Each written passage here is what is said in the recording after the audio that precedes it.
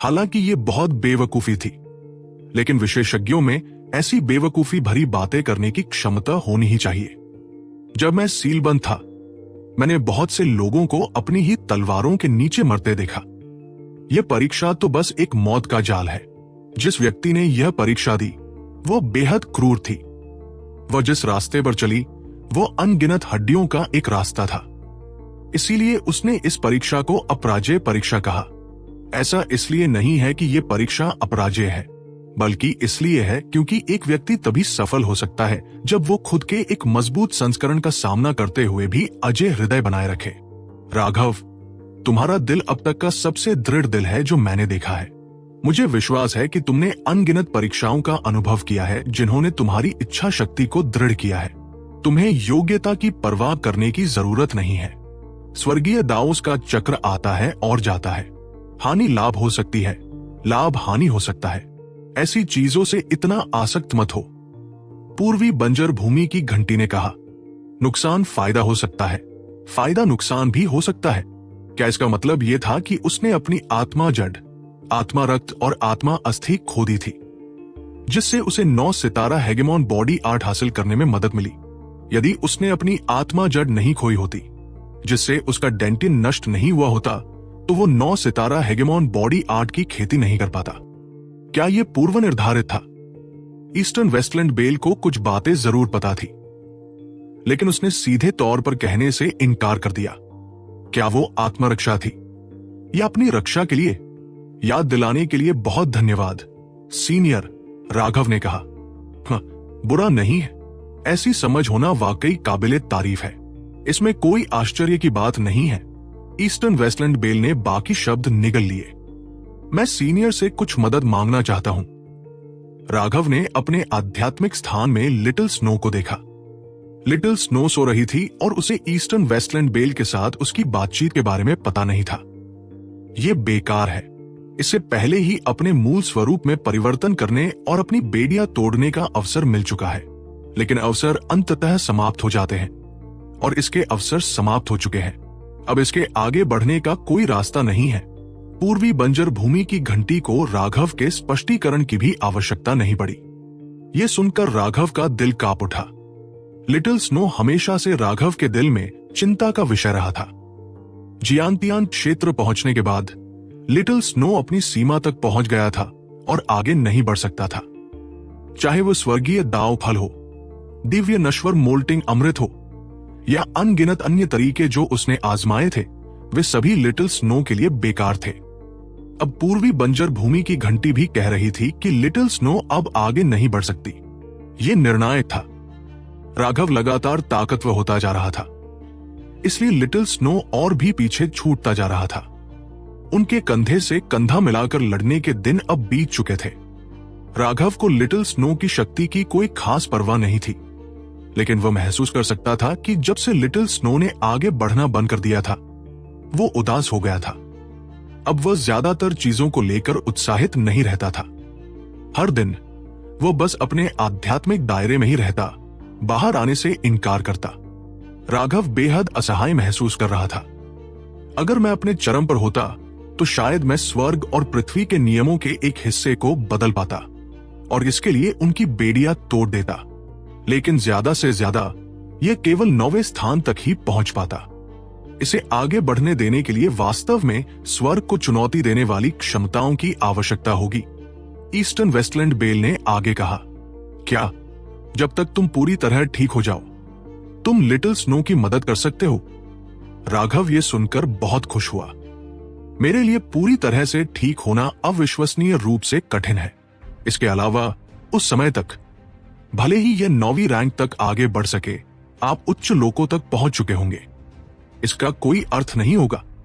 पूर्वी बंजर भूमि बेल ने कहा, कोई बात नहीं। अगर तुम्हें किसी मदद की जरूरत हो तो पूछ लेना। जब तक मैं ये कर सकता हूं, मैं निश्चित रूप से आपत्ति का एक शब्द भी नहीं कहूंगा। राघव ने कहा, यह तो एक साधारण घरेलू पालतू जानवर है। क्या तुम्हारे लिए इस तरह व्यवहार करना उचित है? पूर्वी बंजर भूमि की घंटी थोड़ी उलझन में थी। छोटा स्नो मेरा पालतू जानवर नहीं है। वह बचपन से ही मेरे साथ बड़ा हुआ है। इसके अलावा उसने अनगिनत कष्ट सहे हैं और कई बार मेरे लिए अपनी जान गंवा दी है। वह मेरा साथी है, हालांकि मैं खुद भी काफी मजबूत हूं। मुझे उम्मीद है कि वह भी और मजबूत होकर मेरे साथ लड़ना जारी रखेगा। राघव ने कहा, तुम सच में एक भावुक मूर्ख हो। क्या तुम सचमुच एक जादुई जानवर के प्रति ऐसी भावनाएं रखते हो? ठीक है, मैं वादा करता हूं, जैसे ही मेरी शक्ति पूरी तरह से ठीक हो जाएगी, मैं इसमें तुम्हारी मदद करूंगा। पूर्वी बंजर भूमि की घंटी ने असहाय होकर कहा, बहुत धन्यवाद वरिष्ठ। अभी मुझे धन्यवाद मत कहो। मेरा शरीर चकनाचूर और बिखर गया है। अब यह पूर्ण नहीं रहा। ठीक होना आसान नहीं है। हम बस कदम दर कदम आगे बढ़ सकते हैं। आइए अनादि पथ पर नजर डालें और देखें कि क्या हमें अपनी जरूरत की चीजें मिल सकती हैं। ठीक है, राघव तुरंत मान गया। चाहे कुछ भी हो, जब तक पूर्वी बंजर भूमि की घंटी मौजूद है, लिटिल स्नो की समस्या देर बेर सुलझ ही जाएगी। आखिरकार ये एक पौराणिक अस्तित्व था। ये उसे ऐसी किसी बात के लिए धोखा नहीं देगा। वरिष्ठ, हमें कहां जाना चाहिए? मेरी चोटें बहुत गंभीर हैं और मैं दिव्य इंद्रियों का उपयोग करके उन्हें ढूंढ नहीं सकता। यह अच्छी बात है कि आपकी आध्यात्मिक शक्ति इतनी प्रबल है कि मुझे थोड़ा सा पोषण दे सकती है।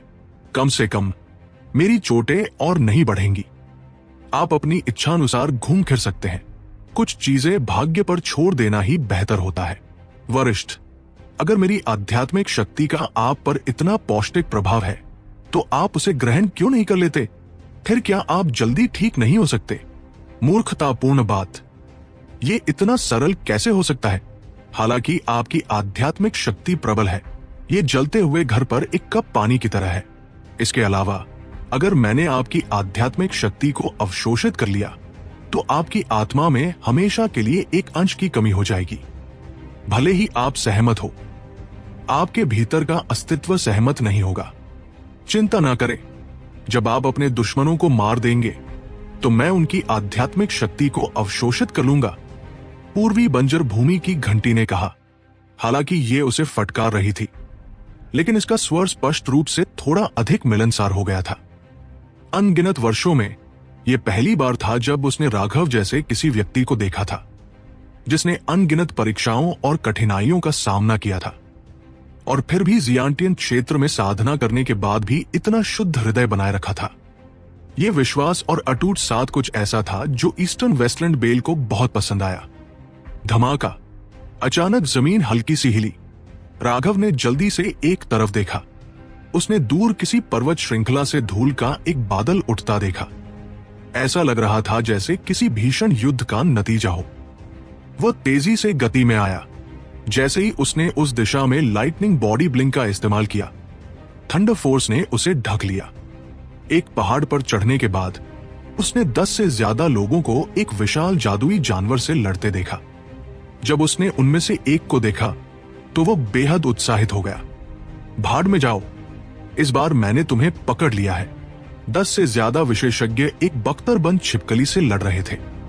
वो बख्तरबंद छिपकली 1 मील लंबी थी और शक्तिशाली शल्कों से ढकी हुई थी। उसकी विशाल पूंछ एक चाबुक की तरह थी जो टकराते ही पहाड़ों को चकनाचूर कर देती थी। ये वाकई बेहद अद्भुत था और इसने उन 10 से ज्यादा विशेषज्ञों को बुरी तरह पीछे हटने पर मजबूर कर दिया। भीषण युद्ध ने पर्वत श्रृंखला के भूभाग को पहले ही बदल दिया था। वे सभी लोग विशेषज्ञों के भी विशेषज्ञ थे। वे सभी कम से कम दूसरे दर्जे के दिव्य थे और 3 तो तीसरे दर्जे के दिव्य भी थे। उनमें से एक था राघव का पुराना दोस्त गौरव। गौरव 3 अलग अलग रूनों से घिरा हुआ था जो एक प्रचंड आभा छोड़ रहे थे। गौरव अकेले ही बख्तरबंद छिपकली के ज्यादातर हमलों को रोक रहा था। बाकी 2 रैंक 3 सेलेस्टियल उसे दोनों तरफ से रोकने के लिए जिम्मेदार थे, जबकि रैंक 2 सेलेस्टियल कभी कभार ही मौका मिलने पर हमला कर पाते थे। लेकिन उनके हमले बख्तरबंद छिपकली को ज्यादा नुकसान पहुंचाने में नाकाम रहे। क्या तुम उन्हें पहचानते हो? पूर्वी बंजर भूमि की घंटी ने पूछा। वे मेरे प्राणघातक दुश्मन हैं। राघव ने सिर हिलाया। उसने जल्दी से एक योजना सोची। वरिष्ठ, क्या आप मेरी आभा को छुपा सकते हैं? इतनी छोटी सी बात भी आसान है, लेकिन क्या मैं तुम्हारा आभा मंडल छिपा दूं तो तुम उस पर चुपके से हमला करने की योजना बना रहे हो।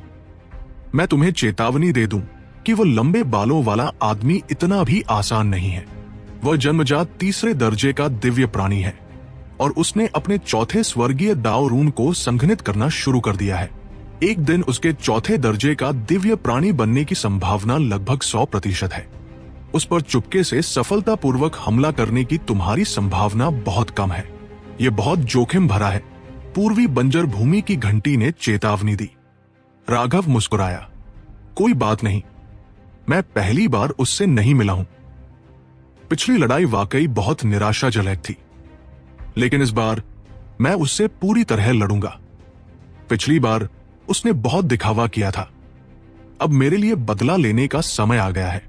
यह सोचकर कि गौरव ने किस तरह से व्यवहार किया था, जैसे कि वह एक सर्वोच्च अधिपति था, जैसे कि वह उसे अपने हाथ की एक लहर से कुचल सकता था, राघव बेहद चिढ़ गया। उसका अपना स्वाभिमान था। इस अपमान और तिरस्कार से राघव क्रोधित हो जाता था, लेकिन उस समय उसमें क्रोधित होने के गुण नहीं थे। हालांकि आज स्थिति अलग थी। तो क्या आप उस पर चुपके से हमला करने की योजना बना रहे हैं? पूर्वी बंजर भूमि बेल ने पूछा। नहीं, उसमें इतनी योग्यता नहीं है कि मैं उस पर छिपकर हमला कर सकूं। मैं उसे अपनी असली ताकत से मारना चाहता हूं। इसके अलावा मैं हत्याओं में बहुत अच्छा नहीं हूं। जैसे ही मैं हमला करूंगा, मैं अपनी हत्या की मंशा छिपा नहीं पाऊंगा और मुझे भांप लिया जाएगा। हत्या के प्रयास में असफल होना बहुत शर्मनाक होता है, इसलिए मैं उससे सीधे लड़ना पसंद करूंगा। इस तरह मुझे ज्यादा आत्मविश्वास मिलेगा। तो फिर मुझे आपकी आभा क्यों छुपानी है? मेरे पास कुछ और जरूरी काम है जो मैं करना चाहता हूं। उस समय तुम्हें बस मेरे साथ मिलकर काम करना होगा। राघव शरारत से हंसा। उसकी आंखों में एक चालाकी भरी चमक चमक रही थी। धमाका! गौरव की काली तलवार बख्तरबंद छिपकली के सिर पर लगी। उस जबरदस्त ताकत से उसका सिर जमीन पर जा लगा, जिससे जमीन एक बार फिर धंस गई। सावधान! गौरव अचानक चिल्लाया। सिर जमीन पर धंसने के कारण कवचधारी छिपकली की विशाल पूंछ बिना किसी पैटर्न के बेतहाशा झूल रही थी। नतीजतन दूसरे दर्जे का एक सेलेस्टियल समय पर नहीं बच पाया और पूंछ से टकरा गया। एक भयानक शक्ति ने उसे सीधे खूनी धुंध में उड़ा दिया। राघव चौंके बिना नहीं रह सका। आखिर इस बख्तरबंद छिपकली का स्तर क्या था? ऐसा लग रहा था कि सीमा के रेड आई सेक्रेड ब्लड फिनिक्स के सामने इसमें कोई कमी नहीं थी। उसे यह नहीं पता था कि यह बख्तरबंद छिपकली असल में एक उत्परिवर्तित जादुई जानवर थी। इसका मूल वंश घटिया था, लेकिन उत्परिवर्तित होने के बाद इसकी युद्ध शक्ति भयानक हो गई थी। इसे 7वें दर्जे के जादुई जानवरों में एक अधिपति माना जा सकता था। अपने तराजू पर उत्परिवर्तित रूनों के साथ, यहां तक कि गौरव की तलवार भी इसकी सुरक्षा को तोड़ने में असमर्थ थी। और गौरव की तलवार एक खजाना वस्तु थी। यह ठीक इसलिए था क्योंकि यह इतना शक्तिशाली था कि गौरव इसे पाकर बहुत खुश हुआ था। वह इसे अपनी मान से बाहर निकालने के लिए बहुत समय बिताने को तैयार था, ताकि वह इसे अपने पालतू जानवर के रूप में पकड़ सके। सच तो यह है कि बख्तरबंद छिपकली शक्तिशाली तो थी, लेकिन उसमें एक घातक कमजोरी थी।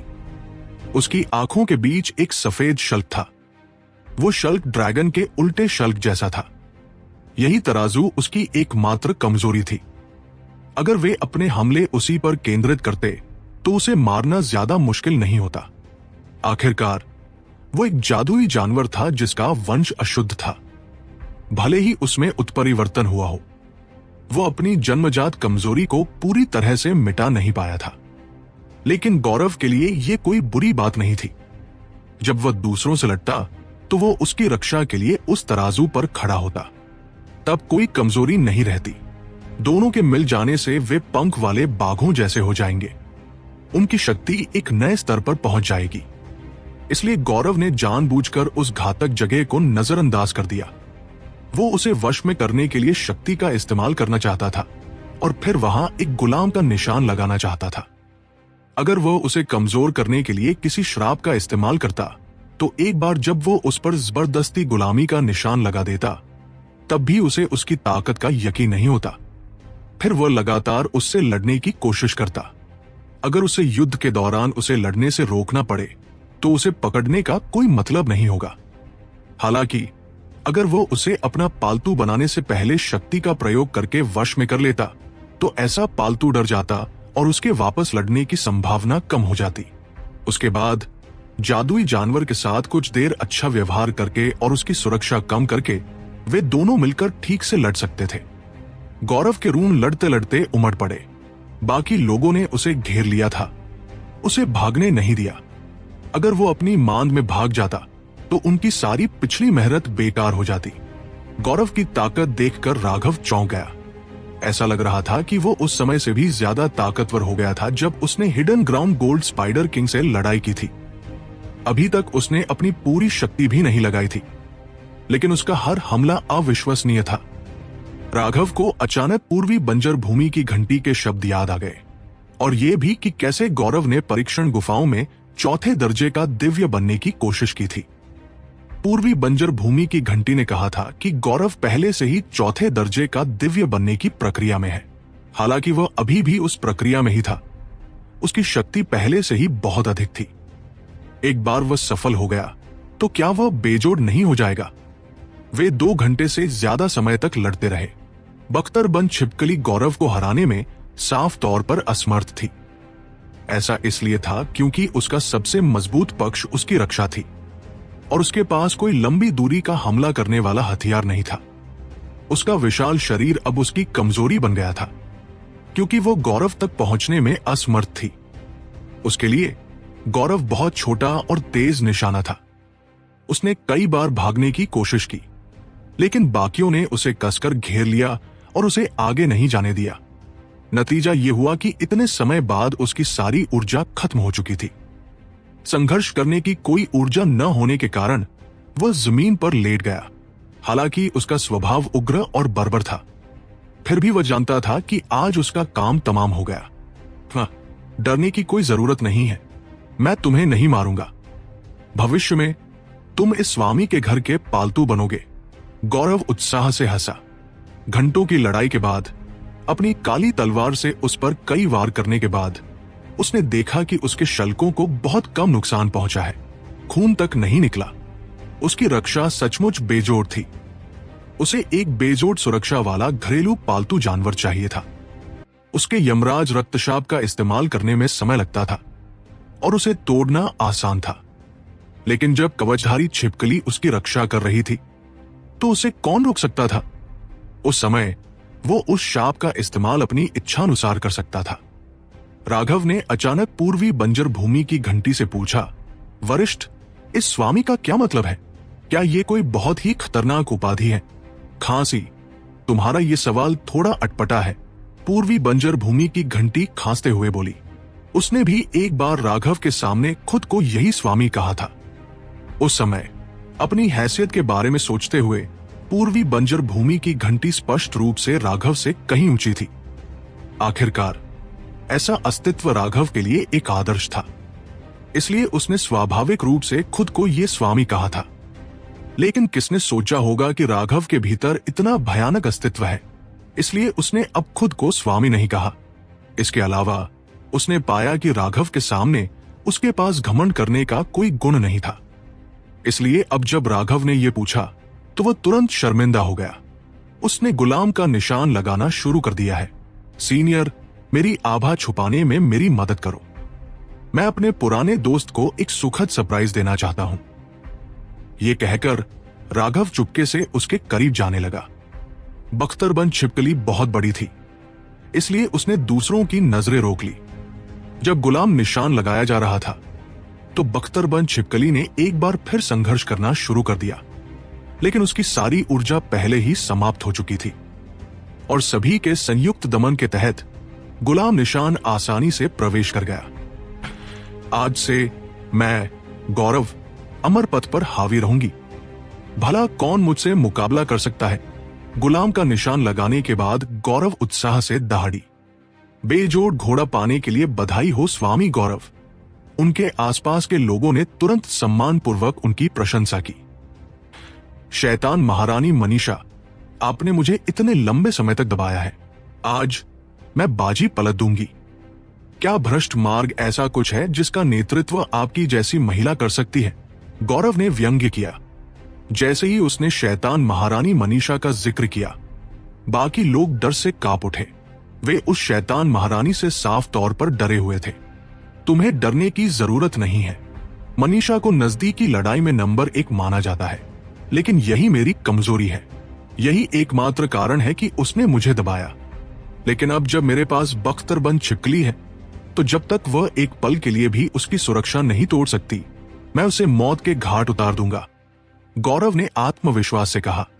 यह सच है, इस बख्तरबंद छिपकली की सुरक्षा सचमुच बेजोड़ कही जा सकती है। यहां तक कि आपकी खजाना वस्तु भी इसकी सुरक्षा को भेदने में असमर्थ थी।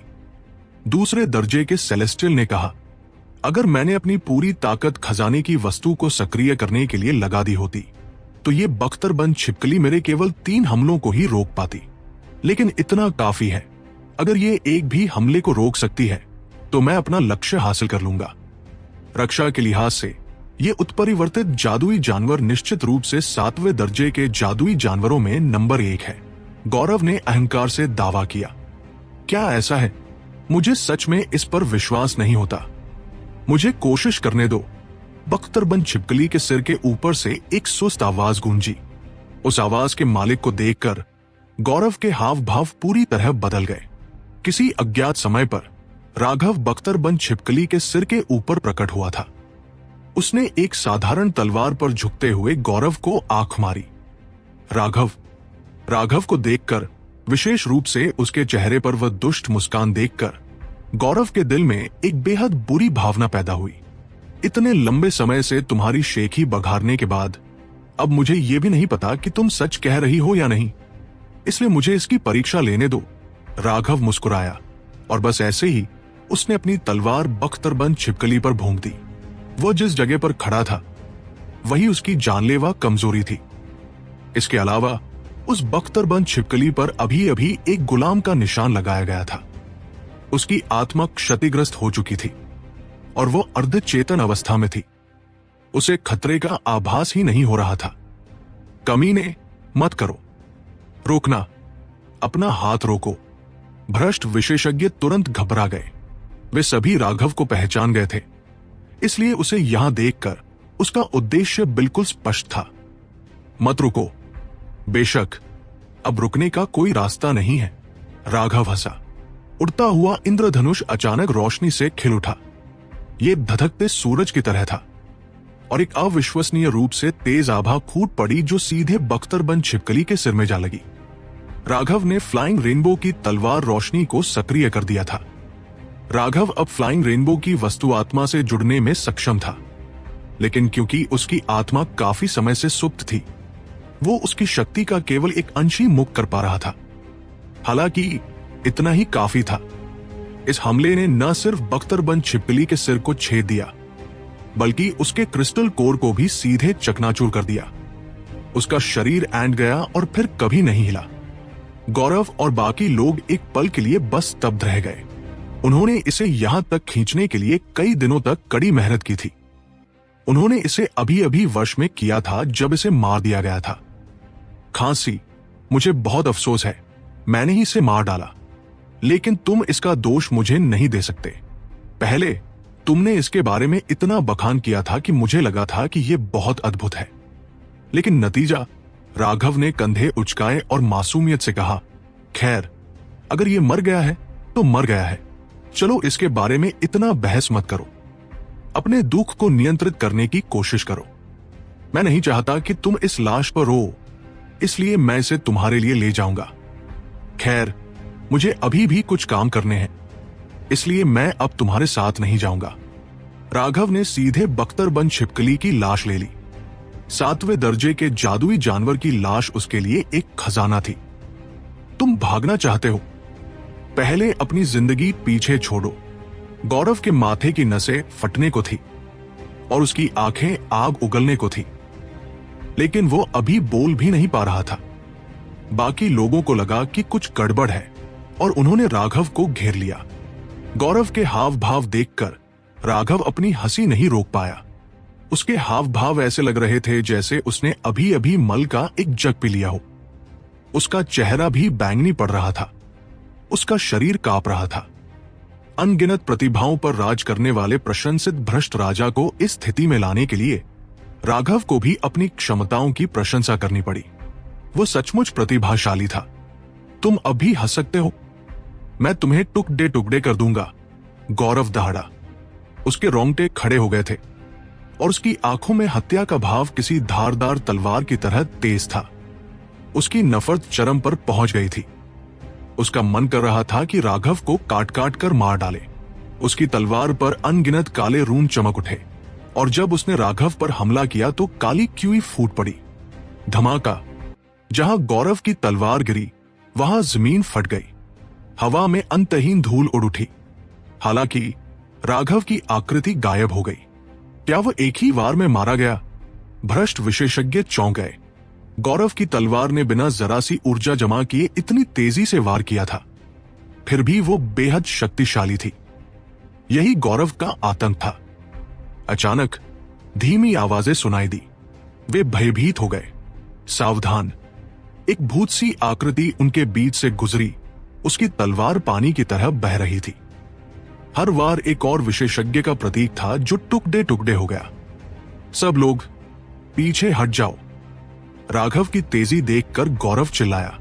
वो इतना तेज था कि गौरव भी उसका आकार साफ नहीं देख पा रही थी। उसकी काली तलवार अचानक राघव की ओर बढ़ी। इतना चिंतित मत हो, मैं तुम्हारे साथ उचित युद्ध करने से पहले इन बाधाओं को दूर कर दूंगा। राघव का शरीर एक बार फिर गायब हो गया। उसकी तलवार का हर वार बिजली की तरह तेज था। उसकी बिजली जैसी चमकीली बॉडी के साथ कोई भी उसका विरोध नहीं कर सकता था।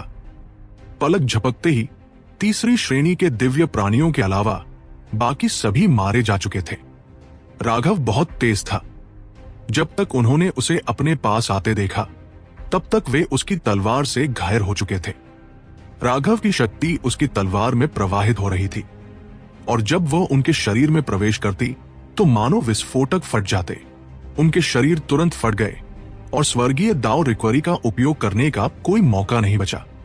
साले मर जा। गौरव पूरी तरह से गुस्से से भर गया। ये उसके नए मातहत थे जिन्हें उसने अभी अभी इकट्ठा किया था। उसके पुराने मातहतों में से ज्यादातर hidden ground gold spider king द्वारा मारे जा चुके थे। अब उसके नए वफादार और ताकतवर अधीनस्थ एक बार फिर राघव की वजह से मारे गए। उसका गुस्सा चरम पर था, लेकिन बिजली के शरीर के झपकने के साथ राघव की छवियां हवा में छा गई। वो बहुत तेज था और कोई भी उसका पीछा नहीं कर पा रहा था। अचानक तलवार की रोशनी चमकी। तीसरे दर्जे का एक दिव्य अपने सबसे ऊंचे पहरे पर होने के बावजूद उसका सिर कटा हुआ था। उसे चीखने का भी मौका नहीं मिला था कि बिजली के तीर से उसका सिर फट गया। यहां तक कि उसकी आत्मा को भी भागने का मौका नहीं मिला। तीसरे दर्जे का एक दिव्य प्राणी अब मर चुका था। दूसरा तुरंत घबरा गया। उसे लगा जैसे अंतहीन हत्या का इरादा उसे घेर रहा है। ऐसा लग रहा था जैसे ग्रिम रीपर की नजर आखिरकार उस पर पड़ गई हो।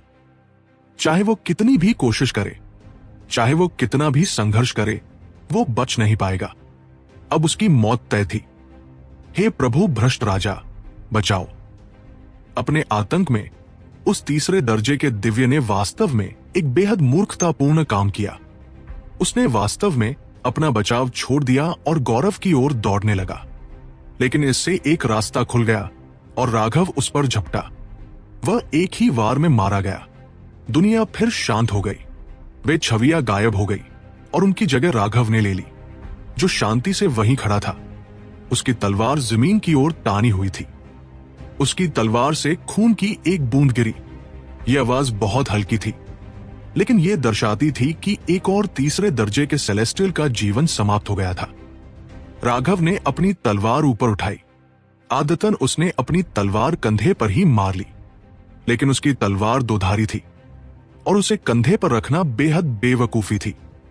अगर वह उसे सपाट करके भी रखता तो भी उसे अजीब लगता। यह आत्महत्या जैसी मुद्रा लगती। राघव इस तरह के एहसास से थोड़ा अनजान था। उसकी पिछली बार हम ट्रायल गुफाओं में असली लड़ाई नहीं कर पाए थे, लेकिन अब तुम अपनी पूरी ताकत लगा सकती हो। मुझे देखना है कि तुम में कितनी क्षमता है। देखते हैं क्या ये वैसा ही होगा जैसा तुमने तब कहा था कि अगर मैं पूरी ताकत से भी खेलूं तो भी मैं तुम्हारे साथ 10 बार भी नहीं टिक पाऊंगा। राघव ने अपनी तलवार उसकी की ओर तान दी। यही तो गौरव ने परीक्षण गुफाओं में कहा था। राघव अभी भी उसके लहजे और हाव भाव को नहीं भूला था। उसने उसके शब्दों का जवाब भी उसी अंदाज में दिया। दिव्य वलय, 4 सितारा युद्ध कवच, शून्य कांप उठा। राघव की आभा फूटते ही जमीन फट गई, जिससे स्वर्ग और धरती का रंग बदल गया। जैसा मैंने सोचा था। बात बस इतनी सी है, राघव तो बस एक साधारण इंसान है। उसे एक महान अस्तित्व ने क्यों चुना होगा? आखिर इस दुनिया को क्या हो गया? क्या उस समय जो हुआ वो सच में हुआ था? ईस्टर्न वेस्टलैंड बेल ने राघव के मन समुद्र से सब कुछ देखते हुए मन ही मन सोचा। ज्ञानोदय महल के सितारे ने प्रचंड शक्ति प्रवाहित की और राघव की आभा अभूतपूर्व स्तर तक बढ़ गई। गौरव के चेहरे के भाव अचानक बदल गए। उसने राघव के इतने शक्तिशाली होने की उम्मीद नहीं की थी। एक भयंकर दहाड़ के साथ उसके पीछे एक विशाल छवि प्रकट हुई। वो छवि एक राक्षस के चेहरे की थी। रक्त शैतान कब्जा। वो शैतानी चेहरा गौरव के शरीर में विलीन हो गया। उसके लंबे बाल तैरने लगे और उसकी आभा भी फूट पड़ी, मानो कोई शैतान राजा पैदा हो गया हो। स्वर्ग को विभाजित करे 2। राघव ने तुरंत अपनी एक बेहतरीन चाल चली। गौरव का सामना करते हुए उसने जरा सी भी लापरवाही बरतने की हिम्मत नहीं की। उसे पूरी ताकत लगानी थी। तलवार की रोशनी आसमान को चीरती हुई बेरहमी से नीचे गिर पड़ी। गौरव तुरंत एक भयानक आभा से घिर गया। अपनी तलवार उठाते हुए उसके चेहरे पर गंभीर भाव थे। उसे दोनों हाथों से पकड़े हुए उसकी तीसरी आंख अचानक खुल गई। काली रोशनी की एक किरण तलवार में जा लगी। उसकी तलवार मानो जीवित हो उठी। काली रोशनी का एक स्तंभ ऊपर उठा और एक अविश्वसनीय रूप से भयावह आभा फूट पड़ी, मानो कोई तलवार नग से आई हो। शैतान शून्य ब्रेकिंग स्लैश। काली और सफेद तलवारों जैसी रोशनी एक दूसरे से टकराई। जमीन तेजी से धंस गई और दूर तक अनगिनत दरारें फैल गई। क्यूई तरंगे फूट पड़ी, जिससे हजारों मील तक जमीन हिल गई। गौरव और राघव दोनों उड़ गए, लेकिन गौरव को अचानक लगा कि उसके रोंगटे खड़े हो गए हैं, मानो मौत का सा आभास उसे घेर रहा हो। बिना कुछ सोचे समझे वो एक तरफ हट गया। एक ठंडी तलवार उसके कंधे पर लगी। हालांकि उसकी नोक ने सिर्फ त्वचा को ही तोड़ा, लेकिन एक विस्फोटक बल ने उसके कंधे को चकनाचूर कर दिया। खून के फव्वारे से उसका हाथ लगभग उड़ गया। राघव का असली मकसद गौरव को उसकी पहली चाल से मारना नहीं था, बल्कि पहली चाल से मिले शॉकवेव्स पर भरोसा करके लाइटनिंग बॉडी ब्लिंक से अचानक हमला करना था। हालांकि गौरव एक सच्चा विशेषज्ञ था और उसने इसे भांप लिया था। इस हमले से उसे बस इतनी चोट लगी कि उसे ज्यादा गंभीर नहीं माना जा सकता था। शैतान की आंख दुनिया को खत्म कर देती है। गौरव की तीसरी आंख अचानक फिर से खुल गई और प्रकाश की एक किरण राघव पर पड़ी। वे दोनों बहुत करीब थे। हालांकि राघव जानता था कि गौरव अपनी तीसरी आंख से हमला कर सकता है, लेकिन यह हमला बहुत अचानक हुआ था। उसके पास बचने का कोई समय नहीं था। जैसे ही राघव की मुट्ठी प्रकाश की उस किरण से टकराई, बिजली सी दौड़ गई। प्रकाश बिखर गया, लेकिन राघव का हाथ भी मांस के गूदे में बदल गया। क्या शक्ति है! राघव हैरान रह गया। उसने अपनी वज्र शक्ति से खुद को पहले ही बचा लिया था, लेकिन इस हमले ने उसका हाथ तबाह कर दिया था। यह जानना जरूरी था कि उसकी वर्तमान शक्ति पहले से कहीं ज्यादा थी। ज्ञानोदय महल का तारा 8वें तारा परिवर्तन तक पहुंच चुका था और उसका भौतिक शरीर काफी मजबूत हो गया था, यहां तक कि वह पहले से कई गुना ज्यादा शक्तिशाली हो गया था। लेकिन वह अभी भी घायल था। हालांकि इस तरह की चोट आदिम अराजकता मनका से तुरंत ठीक हो जाती थी। उसने अपनी तलवार पीठ के पीछे छिपा ली और तेजी से हाथ की मुहरें बना ली। डबल ड्रैगन विनाश। एक बिजली और ज्वाला वाला ड्रैगन जोर से दहाड़ता हुआ बाहर निकला। गौरव के चेहरे के भाव बदल गए। इस हमले की शक्ति कुछ ऐसी थी जिसका उसने खुद अनुभव किया था। उस समय भी इसने उसे बहुत परेशान किया था। अब राघव इसे पूरी शक्ति से इस्तेमाल कर रहा था और इसकी शक्ति से उसकी खोपड़ी सुन्न हो गई। गौरव ने अचानक एक हड्डी निकाली। वो हड्डी जेड जैसी चमकदार थी, लेकिन उस पर धारियां थी। उसमें से एक बुरी हवा निकल रही थी। ये एक मानव खोपड़ी लग रही थी। जैसे ही ये गौरव के हाथ से छूटी, ये बढ़ने लगी और सैकड़ों मीटर ऊंची हो गई। धमाका! दोनों ड्रैगन खोपड़ी से टकराए। खोपड़ी तुरंत चकनाचूर हो गई। इसके बाद अनंत शैतान क्यूई एक काले राक्षस में बदल गया, जिसने उनसे युद्ध किया। राघव चौंक गया। यह खोपड़ी दरअसल एक आत्मा को बंद किए हुए थी जो लड़ने में सक्षम थी। लेकिन राघव को अब भी भरोसा था। वह आत्मा भले ही बेहद शक्तिशाली हो, लेकिन जोरा और शीन ने उसे दबा रखा था। उन्हें कोई खतरा नहीं था। अगर उन्हें पर्याप्त समय दिया जाए तो वे उसे हरा सकते थे। सच तो यह है कि गौरव बहुत दुखी था। वो खोपड़ी उसे किसी प्राचीन शैतान के कंकाल से मिली थी। उसके अंदर एक छोटी सी बेजान आत्मा थी। गौरव ने इसे और मजबूत बनाने के लिए लगातार जीवित लोगों की आत्माएं खिलाई। अगर इसे पर्याप्त आध्यात्मिक शक्ति दी जाती तो यह अंततः एक बेहद भयानक अस्तित्व बन जाता। लेकिन ऐसी आत्मा को पोषित करना बेहद खतरनाक था। वो उसे खुद से ज्यादा शक्तिशाली नहीं बनने दे सकता था, वरना उसके शरीर पर कब्जा करने का खतरा था। इसलिए जब वह आत्मा उसकी शक्ति के काफी करीब पहुंच जाती तो वो उसे पोषण देना बंद कर देता, और जब वह समुद्री विस्तार तक पहुंच जाता तो वो उसे आत्माएं खिलाना और उसकी शक्ति बढ़ाना जारी रखता। लेकिन राघव ने जो डबल ड्रैगन डिस्ट्रक्शन छोड़ा था, वो कोई युद्ध कौशल नहीं था। वो अपने भीतर के उन दो अस्तित्वों को आजादी से हमला करने दे रहा था। अगर वो उनके पहले हमले को रोक भी देता तो भी वे उसे लगातार उलझाए रखते, और राघव की भूतिया गति कला के कारण उसकी जान खतरे में पड़ जाती। इसलिए ये जानते हुए भी कि ये प्रतिबंधित होगा, गौरव ने जोरा और शीन को रोकने के लिए इस आत्मा का बलिदान कर दिया। यह उसका एकमात्र विकल्प था, अन्यथा वह आज निश्चित रूप से हार जाता।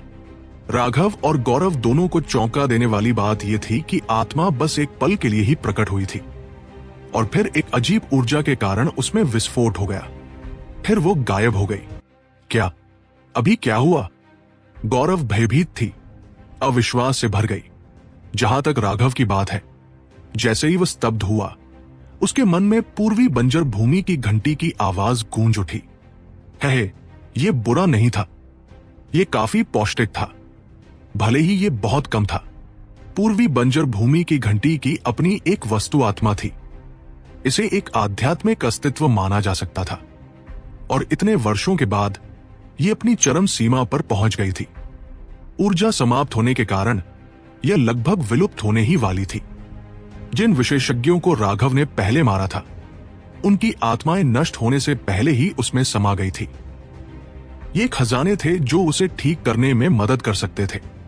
हालांकि इस आत्मा जानवर की तुलना में वे आत्माएं भूख बढ़ाने वाले भोजन से ज्यादा कुछ नहीं थी। यह आत्मा मुख्य भोजन थी, और इससे उसे अपनी कुछ शक्ति पुनः प्राप्त करने में मदद मिलती। अपने आत्मा जानवर को गायब होते देख गौरव स्तब्ध रह गया, लेकिन राघव जल्दी से संभल गया और वह तेजी से हरकत में आया। उसकी तलवार गौरव के ठीक बगल में आ पहुंची। गौरव ने जल्दी से रास्ता रोक दिया। उसके पास यह सोचने का समय नहीं था कि आत्मा जानवर के साथ क्या हुआ था। लेकिन जैसे ही उसने राघव की तलवार रोकी, जोरा और शीन भी दहाड़ते हुए उस पर टूट पड़े। गौरव ने राघव की तलवार रोकने का फैसला किया। नतीजतन जोरा और शीन ने उस पर वार किया, जिससे उसे खून की उल्टी हुई और उसने जवाबी हमला किया। वह एक उल्कापिंड की तरह था, और उसने जमीन में एक बड़ा गड्ढा बना दिया। धूल का गुबार फूट पड़ा। भागना चाहते हो? पहले अपनी जान छोड़ो। राघव ने घुरघुराहट की। उसने अपनी तलवार नीचे पटक दी। तलवार की रोशनी जमीन में धंस गई। धमाका! जमीन में एक लंबी खाई उभर आई। एक दयनीय आकृति खून उगलती हुई बाहर निकली। जिस क्षण गौरव को जमीन पर गिराया गया था, उसने धरती का इस्तेमाल इस तथ्य को छिपाने के लिए किया था कि वह भागने की तैयारी कर रहा था। लेकिन राघव की दिव्य भावना उस पर टिकी हुई थी। क्या यह संभव था कि उसे वह मौका दे पाता? इसके अलावा राघव जानता था कि यह आदमी बेहद ताकतवर है। वो ऐसे ही नहीं भागेगा। सच तो यह है कि उसे किसी गुप्त विद्या का इस्तेमाल करने के लिए दूरी बनाने की कोशिश करनी चाहिए थी। ये जानते हुए उसने अपनी तलवार के वार से उसकी योजना को विफल कर दिया। राघव ने गौरव का पीछा किया। जोरा और शीन हवा में गड़गड़ाहट कर रहे थे, गौरव पर हमला करने में उसका साथ दे रहे थे, जिससे वो बेहद दुखी दिखाई दे रहा था। भ्रष्ट आत्मा अंतरिक्ष ताला, गौरव अचानक चिल्लाया और हाथों की मुहरें बना ली। एक बार फिर शैतान के चेहरे की छवि उभर आई और राघव को लगा जैसे अंतरिक्ष जम गया हो। ऐसा लगा जैसे वह किसी हिमखंड में बंद हो गया हो। राघव ने सूंघा और आदिम अराजकता मन का घुमाया। उसने अपने भौतिक शरीर की पूरी शक्ति का इस्तेमाल किया। हवा में बर्फ के टूटने जैसी दरारें दिखाई दी। राघव को घेरे हुए स्थानिक बल टूट गया। आकाश को विभाजित करो। राघव ने जरा भी संकोच नहीं किया। तलवार क्यूई ने आगे की ओर वार किया। विभाजन स्वर्ग। युद्ध कौशल का इस्तेमाल तलवार या कृपाण से किया जा सकता है। हालांकि उसे तलवार चलाने की थोड़ी आदत नहीं थी, फिर भी उसे मानना पड़ा कि तलवार के इस्तेमाल से वह विभाजन स्वर्ग को तेजी से छोड़ सकता था। बस बात इतनी थी कि उसके पीछे पर्याप्त शक्ति नहीं थी। हालांकि फ्लाइंग रेनबो की तीक्ष्णता ने इसकी भरपाई कर दी। इसकी शक्ति अभी भी अविश्वसनीय थी। गौरव ने उम्मीद नहीं की थी कि राघव इतनी आसानी से उसके ताले तोड़ देगा। इससे पहले कि वह अपनी नई हैंड सील्स पूरी कर पाता, राघव का हमला आ पहुंचा। उसने जल्दी से अपने हैंड सील्स तोड़ दिए और अपनी तलवार से उसे रोक दिया। गौरव ने एक बार फिर खून की उल्टी की और वापस उड़ गया। वो कराहने से खुद को नहीं रोक सका। इस बार उसे कोई मामूली चोट नहीं लगी थी। तुम मेरे सामने ही श्राप देना चाहते हो, राघव ने व्यंग्य किया। जिस क्षण गौरव भूमिगत होकर भागा था, राघव ने अनुमान लगा लिया था कि वो क्या सोच रहा है। भ्रष्ट मार्ग के श्रापों से निपटना बेहद मुश्किल था। पिछली बार राघव एक श्राप के कारण कमजोर होकर कुत्ते में बदल गया था और लगभग अपनी जान गंवा बैठा था। क्या गौरव ने सोचा था कि इस बार वह इससे सावधान नहीं रहेगा?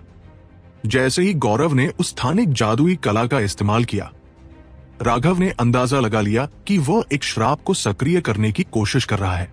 इसलिए उसने कोई हिचकिचाहट नहीं दिखाई और जैसी कि उम्मीद थी, यह व्यक्ति एक श्राप को सक्रिय करने की तैयारी में था। लेकिन बीच में ही इसमें रुकावट आ गई, जिससे निश्चित रूप से प्रतिक्रिया हुई होगी। इस विशेष श्राप का सक्रियण काल बहुत कम था, इसलिए यह निश्चित रूप से यमराज रक्त श्राप के स्तर तक नहीं पहुंचा था। लेकिन फिर भी इससे प्रभावित होना अच्छा नहीं होगा। राघव खुद को खुशकिस्मत मानने से खुद को रोक नहीं पाया। इसमें कोई आश्चर्य की बात नहीं थी कि गौरव उस बख्तरबंद छिपकली को इतनी बेसब्री से चाहता था। अगर उसके पास बख्तरबंद छिपकली की सुरक्षा होती और वह उसके माथे के कमजोर हिस्से की रक्षा करता, तो गौरव बख्तरबंद छिपकली की पीठ से बेहिचक श्राप निकाल पाता। यह आदमी असल में नजदीकी लड़ाई में माहिर नहीं था, बल्कि वो लंबी दूरी के शापों में माहिर था। इसमें कोई आश्चर्य की बात नहीं थी कि वह लगातार दूरी बढ़ाने की कोशिश कर रहा था। यह सोचकर राघव को एहसास हुआ कि वह ऐसा बिल्कुल नहीं होने दे सकता। एक बार श्राप झेलना ही काफी था।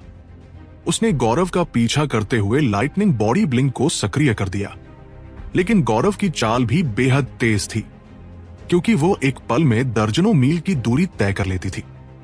हालांकि लाइटनिंग बॉडी ब्लिंक के सामने वो गति पर्याप्त नहीं थी। राघव फिर भी उसके साथ थी। गौरव को न केवल राघव के अचानक हमलों को रोकना था, बल्कि उसे जोरा और शीन को भी रोकना था। उसकी काली तलवार हवा में नाच रही थी, क्योंकि वो बुरी तरह भाग रहा था, कभी कभी खून खांस रहा था।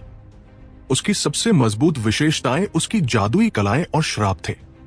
इन दोनों चीजों के लिए हस्तमुद्राएं बनाना और स्वर्ग और पृथ्वी की ऊर्जा खींचना जरूरी था। इन्हें इस्तेमाल करने के लिए समय की भी जरूरत थी। यही कारण था कि राघव ने उग्र ज्वाला कारागार का उपयोग नहीं किया था।